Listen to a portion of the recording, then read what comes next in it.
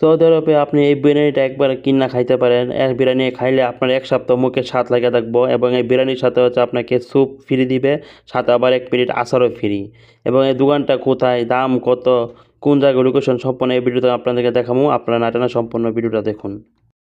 আসসালামু আলাইকুম। যারা সৌদি আরব থেকে ভিডিও দেখতেছেন আশা করি আপনারা সবাই ভালো আছেন, এবং যারা বাংলাদেশে দেখতেছেন আশা করি আপনারা সবাই ভালো আছেন। যারা সৌদি আরব আল কাসিম বুরাইদা শহরে থাকেন তাদের জন্য আজকে এই ভিডিওটা আশা করি। যারা একটা ভালো বিরিয়ানি খাইতে চান তাদেরকে এই হোটেলের লোকেশনটা দিয়ে দেবো, এবং এই হোটেলের বিরিয়ানি খুব ভালো, মানে খুব গরম গরম। এই যে দেখেন গরুর মাংস বিরিয়ানি, এটা হচ্ছে 15 রিয়াল। এবং আপনারা যদি পরে চাল খেতে চান চাল খেতে পারেন, কিন্তু এটা যতগুলো দিকে ততটুকু খাইলে বা আপনি ইচ্ছা মতো পেট ভরে যাব।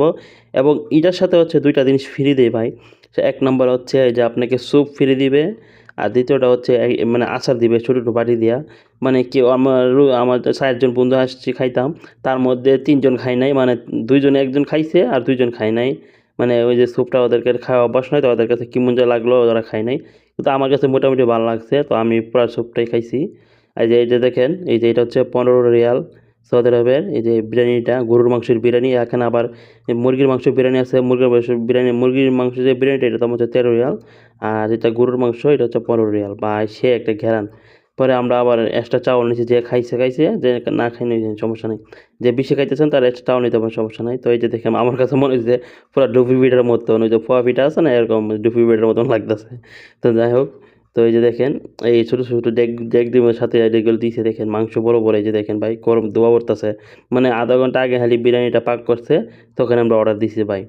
ঠিক আছে, তো আপনারা দেখতে পাচ্ছেন। আর এইটা এই হোটেলটা হচ্ছে, মানে এটা হচ্ছে যে কেরালা একটা হোটেল। কেরালা, যে ইন্ডিয়া যে কেরালা আছে না ওদের হোটেল, বা কেরালা হোটেল। মানে আমি তো মনে করতাম যে মশলাজাত খাবার, মানে তেল বেশি, তো খাইতে পারুম না। আমার কাছে মনে হয়েছিল এরকম। পরে আমার রুমে 3 জন আগে আর 2 জন আগে খাইছিল, ওরা বলছে ভালো। পরে আমি আসছি, আমি এসে এটা খাইলাম।